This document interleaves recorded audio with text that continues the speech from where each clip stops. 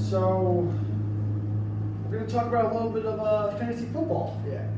That's a good segue. Good segue, right? Yeah. Talk about football. Let's go into a little fantasy football. So we have a list of our kind of top, who we thought of our top fantasy performers. Mm-hmm. You want to take a tack at that? Yeah. So this week, my top two fantasy performers, I think, are going to be Russell Wilson. He takes on the Miami Dolphins this week. Miami is Miami, and Russell Wilson has been playing his best football of his career, and the guy has been to 2 Super Bowls. So I think that being said, Miami's in for a long day. Miami is in for a long day. I think that if you have Russell Wilson or you have any of the Seahawks wide receivers, lock them in now. And then Zeke, who do the Browns have to stop Zeke besides Myles Garrett in their front seven? You're going to expect Myles Garrett to make every tackle? And Zeke has been known to kind of get the ball in big spots in these primetime games, or not primetime, but like in these big must-win games. Yeah, no, agreed. They feed Zeke. Right, they need to win this game. They've had tough matchups through 3 weeks. Yep.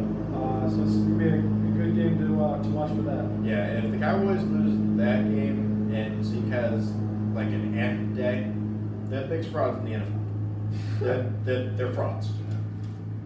Who knows with Dak? The future will be with Dak too. This season, I think Jerry's gonna blow up Jerry World. So for my fantasy performers, I think Deshaun Watson is gonna have a big week. He's had 3 tough matchups. I would obviously go with Russell Wilson, but I mean he's like the number 1 quarterback in the league right now. So I went with Deshaun Watson. I think he's gonna have a breakout game. I think we talked about. I think Miami. Not Miami. Who the Texans play? I don't even remember. But I think doesn't matter. Deshaun's gonna have a huge game. Then Devontae Adams. I think Falcons cannot contain him if he's healthy. That's barring if he's healthy. If he's healthy, I think he's gonna run all over the Falcons. I mean, we saw week 1, 14 receptions, 100-some yards, 2 touchdowns. He's an animal. When he's healthy, he's one of the best receivers in the game. I think that will be prevalent in Monday night if he's healthy. Yeah. They've got the Vikings this week. Vikings are coming. They got the Vikings. Yeah. So that's 0-3 versus 0-3. Yep. Surprising And Texans. both teams probably didn't think they'd be 0-3 right now. Not at all. I think the Texans are a product of Bill O'Brien, and the Vikings are a product of Kirk Cousins. So that kind of speaks for itself. So we're gonna have a little fantasy lineup segment right here. You want to go through your lineup for this week? Yep. So the kind of overall depth chart we're going to be looking at here, we're going to have 2 running backs, we're going to have 2 quarterbacks, we're going to have 3 receivers, 2 tight ends, and then a kicker and a defense that we think are going to be the top performers of the week in these respective categories outside of like the top overall players. So it's pretty much, you're going to be looking at the best possible lineup that we think you're going to see this week. So for my 2 QBs, I got Russell Wilson, who I just talked about, and then Josh Allen, who we alluded to a little bit during the first part of the show. Josh Allen's got Las Vegas this week. I think he's going to continue to ride his hot hand. The Bills are going to ride his hot hand. I think that he has been too much to handle, and he's getting into not Mahomes territory, but he's very Mahomes-esque. I think so. I think he's got a higher all throw power rating than Madden. He's got that going for him. I don't know how, but I mean they gave it to him. And he gave it to him for a reason. And he's kind of got the same sort of stature, and he's got the same stature. He's got the same abilities. Similar comparison. Yeah. And then you want to give your so go back position. I have the same. You have the same. I have the same. Russell Wilson, we've mentioned him already, and Josh Allen. It's not really much more to say. I think they're 2 of the best quarterbacks that have played this year, and I think they'll continue. So for running backs, I have Zeke, who I talked to as my top performer, and I have Alvin Kamara. Alvin Kamara had a enormous week against the Packers, and they couldn't tackle him. And he has been probably the second best to this point fantasy running back, I would say. I mean, he's top 3. Yeah, you could honestly put him as a receiver. He's been a top receiver this year too. PPR, keep your eye out. If you're playing Alvin Kamara this week, I'm sorry. Like that, he's been too much to handle for any opposing defense. Yeah, he hasn't been like dominant as a runner. It's been a lot more receiver. Yeah, and as Drew Brees ages more into his retirement home, he looks more for those dump downs, and that's where you're seeing a lot of receptions in Alvin Kamara in the passing game. Yeah, and especially even I'm just gonna say I also have Kamara, and I think he's gonna Thomas is out again, so you know it's gonna be even more touches.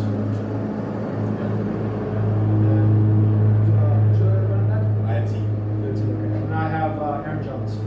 I'm kind of similar. I'm a little biased, but I think with all the receiver depth, if Devontae doesn't play, then Aaron Jones is going to have a monster game. Even if he does, I still think he's going to have a great game. He's going to be in the pass game a lot. They utilize him in a lot of different aspects, and I think he's going to have a huge game. Receivers. So my first one, I come as a little bit of surprise given their recent struggles, but how I'm feeling. I haven't feeling up there. Their secondary has given the Houston secondary has given up in the top 5 in most yards against opposing receivers, and so Kirk Cousins has looked to throw the deep ball a lot. He's fed Thielen, yeah. He's been feeding Thielen really well. Justin Jefferson just had a big week last week. So I think he's going to look to push the ball down the field a little bit between him and Dalvin Cook. And Jefferson, I don't think you're going to see as much of Jefferson this week as you did last week. I think that was kind of a freak thing. I think he's going to be good though, but he's not going to have obviously up to that level. Yeah, I think he put up 28.3 fantasy points last week. I don't think you can expect that from him every week. But Adam Thielen is their definitive number 1 guy. The Houston defense is in shambles. The Houston football team, Houston Texans are in shambles themselves. So I think you're going to see a big day from Adam Thielen. My second one also might be a little bit of a surprise. Allen Robinson. Allen Robinson Good week last week. had a great week last week. Nick Foles has looking for him a lot, and Nick Foles has tended to gravitate towards number 1 wideouts. You saw it in Philly. You saw it when he was a starter at the Rams. He loves and is always looking for his number 1 receiver, and without a doubt, that's Allen Robinson in Chicago. He had a huge second half last week. As soon as Nick Foles got another touchdown too with Nick Foles, but the pick that was a crazy play actually. Yeah, I think Allen Robinson is poised for a huge week with Nick Foles. I think Allen Robinson is poised to be a top 10 fantasy receiver for the rest of the year as long as Nick Foles is quarterback. No problem with that. And then the last one I talked about a little before, vaguely, was DK Metcalf. I think DK, he has 4 receptions each game, but he has at least 90 yards in each game.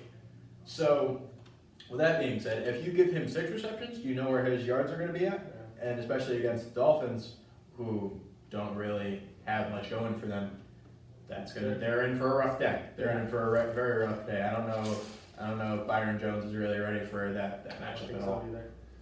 For mine, I talked about Davante Adams. My second receiver was DeAndre Hopkins. He's been an animal. He gets so many targets and so many catches. I think he had 14, 8, and 10 through 3 weeks catches. Kyler Murray loves him. He's been gravitating to DeAndre Hopkins, and why wouldn't you? He's one of the most talented receivers in the game, if not the talented receiver. And then similar to Max, I have DK Metcalf. Russell Wilson and his long ball connection is insane. It's top 3. It might even be the best, honestly. You're gonna give it over Mahomes? True. Tyreek Hill was there. Yeah, you have all those team numbered wide receivers who are all about 5'8", 170, and run 4.2s. Yeah. You got all those guys. Too many. But it's an argument. Every game so far. Yeah. And he had 2 last week. One touchdown didn't happen because showboating before tipped out right behind you. Yeah, you beat me because of that. Yeah. Pretty much. That was DK Metcalf. That set up my fate. You're welcome. Don't celebrate too early. You're welcome. Tight ends, top 2 tight ends. I got Mark Andrews. Mark Andrews against Washington this week. The Washington defense outside their Washington secondary, not good. Their linebackers are not going to match up Their with. defensive line is good though. Their defensive line is really good. I So think as Chase Young's out though, but still, it's good. Yeah. They have 5 first-round picks on their defensive end. Yeah, the Redskins are set up to be really good in the next 5 years. Mm-hmm. Right now, Not yet. bottom 5. Yeah. Bottom 5. So you're going to see a lot of that. Seems to be Lamar Jackson's number one target in the pass game. It should be Hollywood, but play calling hasn't really shown that. So there's that. And then speaking of high volume tight ends, Darren Waller. Darren Waller, it seems if the ball is not going to Josh Jacobs, it's probably going to Darren Waller. No doubt. He had, 13 receptions on Monday Night Football a couple weeks ago? In like 17 targets, something like that. Yeah. His volume has been nuts. Yeah. So I think that's going to continue in that direction. I think he's shown that he is right below, I'd say either Andrews or right below Travis Kelce in the league. I think as far as talent-wise, Yeah. at tight end position, I don't really think it gets a lot more better than Darren Waller. Mm-hmm. No, you can't argue. For me, I have kind of 2 studs. Travis Kelce, you mentioned right there. He's one of the most consistent players in the NFL. In terms of fantasy, but in terms of just a football player. Every year, last like 5 years, like 1,000 yards receiving. He's been an animal. Patrick Mahomes loves him. Self-explanatory. He's so good. Yeah, any Kansas City weapon is seemingly a good option for your fantasy lineup this week. And then I have George Kittle. He's been hurt. I think he's gonna come back. I think he's gonna be healthy, and I'm hoping Nick Mullins is gonna find him. Yeah, Nick Mullins has done really what he's supposed to do As a backup quarterback against the Giants, and he's a depleted team usually relies on their big time targets, and I think George Kittle, especially being a backup quarterback, I think he's going to look for George Kittle your best right away. Mm-hmm. Cannot argue that. And then kickers and defense. For me, I have Harrison Butker, and then he 2 58-yard field goals the other week. rough week last week though on Monday Night Football. Missed the extra point and Missed the extra point field goal. and a field goal. Yeah, which is uncanny for him, but I think we'll get back on track. I think we got to shout out Ryan Sadowski on about that Monday night shenanigans because we can't say why, but he knows why. Yeah, he missed that. That hurt that. I'd be heated too. And then I had the Ravens versus Washington defense. Dwayne Haskins is not it. Turnover City. Mm-hmm. The Ravens are gonna flourish for that. So that's one of my top options for defense. What do you got? I got Will Lutz as my kicker this week. I think Will Lutz is always a sure bet, and Drew Brees has kind of struggled to get in the end zone to this point. Mm-hmm. So I think Will Lutz is always good for about 3 field goals at least. Yeah. And Consistency. his extra points, his accuracy has been off the charts. Mm-hmm. He's near top 3 with Justin Tucker and Harrison Butker. So I got him in at my kicker, and for defense, I have the Los Angeles Rams. They're going against a depleted Giants team. Daniel Jones has not been good. Another turnover city right there. I was really high on him to get into the season. I thought Daniel Jones. I picked in my fantasy league. I picked the last 2 MVPs in Patrick Mahomes and Lamar Jackson. Second year guys. I was trying to stay with the trend of like just second year guys that were gonna boom. Yeah. He did not do that. And so with no Saquon, no Sterling Shepard, Darius Slayton is your number 1 receiver. I think the Rams are gonna have a very easy week on defense. Yeah. Aaron Donald will be running all around him. Yep. Speaking of booming, yeah, we got our boomer busts of the week too. Mm-hmm. We got a bunch of borderline guys that we are either putting in our lineup and we're gonna think that they're gonna put up big numbers, or we have some names that you might have in your lineup but you might want to take out. So why don't you start this one? So for boom players, I have Gardner Minshew against the Bengals. He's been good this year. I think they're coming into the year, Jaguars, you thought they might not win a game. They might win very few games, and then they get Trevor Lawrence in the draft. He's giving them some hope, Gardner Minshew. I'm not saying he's a franchise quarterback, but he's been playing well, decent per se. So I think he's going to have a good game against the Bengals. I'm excited to see that. I talked about a little bit about Deshaun Watson, but I think Will Fuller is going to have a big game against the Vikings. Very speed guy, Deshaun Watson really likes him when Will Fuller's healthy. So Right. I think. That's the main thing with Fuller. You gotta hope he gets through a game. Oh my God, yeah, his whole career has been hurt. Mm-hmm. So I think when he's healthy, he's a very good receiver. So I think he's gonna have a big week this week. I was already high on Deshaun, so I'm high on Will Fuller. And then for my third guy, I'm gonna go running back Darrell Henderson Jr. against the Giants. He had 100 yards last week on 20 rushes. I think Cam Akers, I believe, is out. So it'll be Henderson and Malcolm Brown will be splitting carries a little bit. But Henderson's been playing well, another guy that's been consistent. So I'm looking forward for a good week for him. My first boom of the week, Kenyon Drake. Kenyon Drake was a guy that a lot of fantasy experts and myself predicted that he was gonna have a big year. I thought that he was gonna have a huge year, and he really hasn't gotten the touches that he deserves so far, but he's still in everybody's lineup.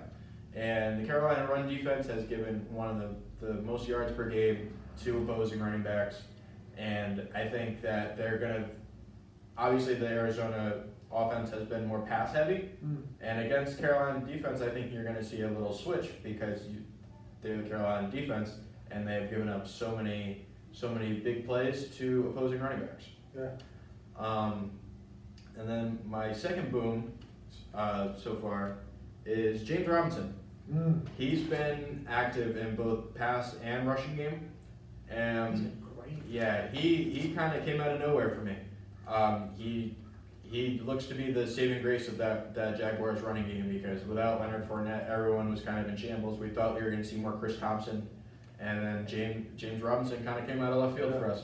He's got a lot of volume. Yeah, his volume. Yeah, because you don't really have a number one wideout there in Jacksonville either. Yeah, I thought you have DJ Chark. I thought he is. You have DJ Chark, but is he a real number one guy? He's that been you're gonna, hurt, yeah, too, he's yeah. been hurt. He's been in and out of the lineup, and then you have D.D. Westbrook too. But And you don't really have. what's the Levinsky Chanel, the rookie? Oh, yeah. He's been playing well. Yeah, he's they've not all played well, but they're not like A true definitive, receiver. Yeah. true agreed. top wideouts. Agreed. Yep. So I got James Robinson booming this week.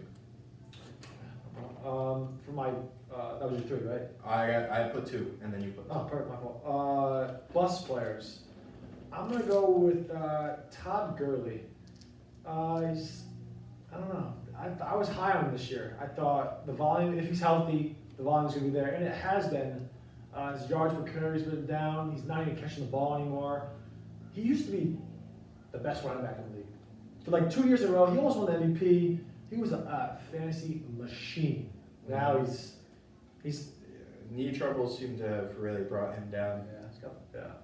So I don't think he's gonna break out this year. He had a good week this week. He had a good week last week. I don't think I think he's gonna go downhill for this week against the Packers.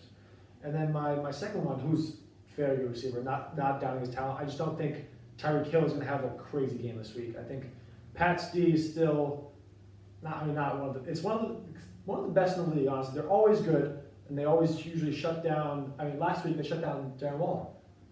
They usually shut down like the best players on the opposite side of the opposing team. So I think Hill might not break out for a couple of those long passes. He'll still have like an okay game, but I'm not. No, he's not gonna have a game up to his standards per se. Yeah, I think the passing offense is way too much to Yeah. have Tyreek Hill have an off week. I think he's bound to get his 50-yard reception or his touchdown. So I mean that could make him boom. Like he could have like 3 catches for like 26 yards, and then all of a sudden he catches a 7-yard touchdown. yeah, Andy Reid's offense is unpredictable. Yeah. So or unpredictable Yeah. rather. But I that's always tough for me to kind I mean, of you're say still to go- playing Tyreek Hill. Yeah, There's no yeah. question about that. Yeah. But I just something I thought of. Gotcha. My two busts are, I'm gonna start with Deebo Samuel. Deebo Samuel, obviously the Eagles defense isn't really top caliber.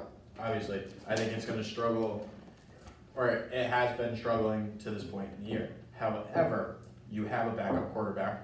You have a dysfunctional offense that's kind of scrambling to figure out what it wants to do with all the injuries. And it's his first game back off a bad foot injury. Yeah. So I think you're going to see more of a run-heavy game, a little dink and dunk action. Especially for a fast guy like him. Yeah. You know, if his feet are fully healthy. Yeah, you're not going to see a lot of volume out of him this week. So I would avoid. I would give it a couple weeks to put Deebo Samuel in your lineup in general. I wouldn't touch him this week. I wouldn't touch him this week. And my other one, even though we've been talking about him and saying that the Bears go as far as he goes, Nick Foles. Nick Foles, I don't think is a fantasy starter. Obviously, he's going to do decently, and he's going to be Nick Foles. But which Nick Foles? Because the Colts have 6 interceptions through 3 weeks. So that's going to present sort of a big question mark over Nick Foles' head. Yeah. So as far as fantasy goes, I would stay away from him. As far as the game goes, I think he's going to win them the game, like I said before. But that might not be his best game. It's not. It's going to be one of those 12-9 ball games where you're like. It's not going to be his fourth quarter performance last week, which he had 3 touchdowns, I think. Yeah, you're not gonna see the high volume, 188 yards, 3 touchdowns in 2 quarters type Nick Foles. Yeah, no, I would. Yeah. What's next? Hot takes. Hot takes of the week. Okay. I can't wait for this one because this one I think is going to generate a lot of debate. Go ahead, take it away. Take it away. What would we embrace the debate? The embrace the debate is several ones. These are just my fault. These are just hot takes. Embrace the debate is separate in the show. You guys will see when we get to it. So my first hot take of the week. I think the Chargers are going to take down the Bucks. I got the Chargers taking down the Bucks. When you look at the Chargers, you have to look at the Kansas City game. Justin Herbert looked like a starter, like a seasoned vet in his first start. First drive, too. And in his first drive, that offense has so many weapons with Mike Williams, Keenan Allen, Austin Eckler, have all looked great. Joshua Kelly's been playing well, too. Joshua Kelly. They're running backs. They're a very deep team as far as offense goes. Yeah. I think that mixed with secondary matchups with the Bucks, wide receivers on the other end of the ball. You have Casey Hayward against Mike Evans, and then you got Devontae David and those guys in the linebacking core against Gronkowski, O.J. Howard. You don't have Chris Godwin this week for the Bucks either. He's out again. So I think Chargers are due for an upset. I'm curious to see how because the Bucks have been getting the quarterback. I'm curious to see how the rookie quarterback does with that. Because Shaq Barrett's been an animal, Devontae David, you just said. So I'm curious to see how they get after Herbert. It could be a rough day for him in terms of sacks, but he's athletic enough to get away from those and make the big play. So I'm curious to see that. Mm-hmm. I'll do my first one. So I went a little broader sense right here. I originally thought I was like after game 1, I made finals. I was like, the Heat are gonna find a way to get to 7 games. Now, a hot take. I hope they don't get swept. Yeah. It's. I mean, we already talked about it a lot, so we're not going to go in depth now. But so I'm gonna be confident the Heat are going to find a way to force it to 7 games.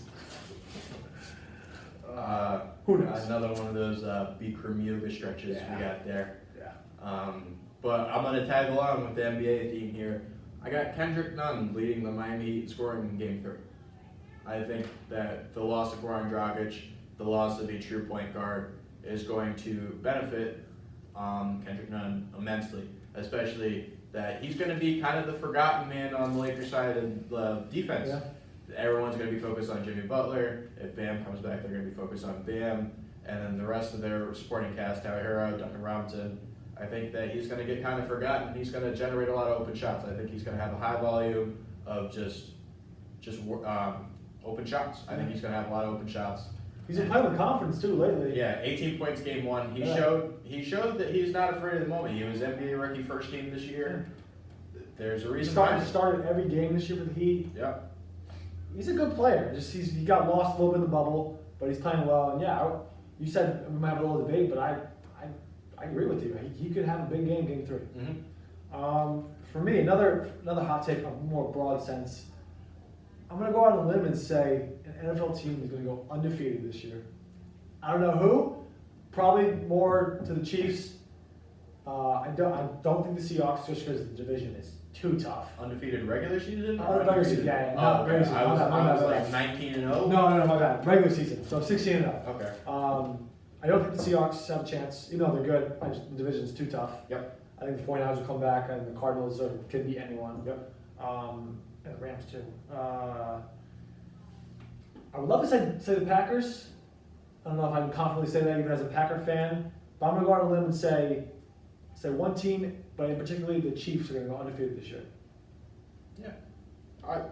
I'm not totally against that. I think it's very hard to go undefeated in the NFL though. The NFL season is a tough slate because you also have to think about load management as well towards the end of the season and resting all those big time weapons, because if one of those guys goes down, how different does that offense look? So True. I think that's kind of a factor there Yeah. too. So I don't disagree with you, but it's definitely something to look out for. Yeah. And do you have another one or? Yeah, I do have a third one. So the MLB will keep this year's format for the playoffs. Wow. Moving forward, we talked about this a little bit earlier in the show. I think fans are more intrigued by this format. I think 16 teams is kind of matching up with the rest of like the NBAs of the world, and I think it makes it that much more interesting, and it increases competition because you're going to see, if they continue this, you're going to see number 1 seeds go down, you're going to see number 2 seeds go down, because baseball is a game of chance. Like baseball is a Anyone big can game. win, really. Yeah. Yeah, anyone, and the baseball has the best postseason, in my opinion, No, I 100% agree. already.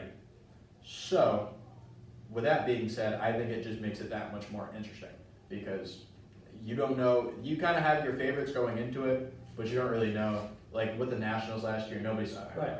Nobody saw that coming, and I think you're going to find more national like World Series contenders moving forward, and I think that's going to benefit the league immensely. So if I wouldn't mind it, but I would rather it go back to its original format. I think the 1 game wild card as a fan is just awesome. I mean, as a player, I would hate it. You play 162 games and then you play 1 game. Seems kind of unfair. But as a fan per se, I'd love to see that. And I just like you said, the MLB playoffs are the best playoffs, I think. And I think they didn't really need to change anything. I mean, I understand maybe in this season just because with COVID and everything, but I wouldn't mind if it goes back. I'd rather it go back to its original format, but I wouldn't be totally against it if it stayed the 16 team. Gotcha. So we'll see how that goes. Mm-hmm. And then I'm gonna piggyback the baseball right there. I'm gonna say we talked a little bit about this again, but I'm gonna say the Padres are gonna beat the Dodgers. Hot take. That's a tough take. Yeah. I did say that You if did say that, exactly. if anybody's going to do it, I think it's going to be the Padres. I don't think the Braves match up well. I don't think the Marlins. The Marlins are like the Marlins are a very oddball sort of section of this year's playoffs because they're unknown. Yeah. Nobody, even though even baseball fans that were following baseball this year have no idea what the Marlins are capable of. I think that's like their weapon though. Yeah. So, but against the Dodgers, Yeah. that would put that to the ultimate test for sure. If the Padres don't beat them, then the Dodgers they're a lock for the World Series. Right. But so that's my hot take. Padres win the series. I don't know how many games, but they're gonna win. All right. I like it. I like the optimism. I always like embracing competition. I think it's always positive. Of course. So, yeah, we'll see. We'll definitely see.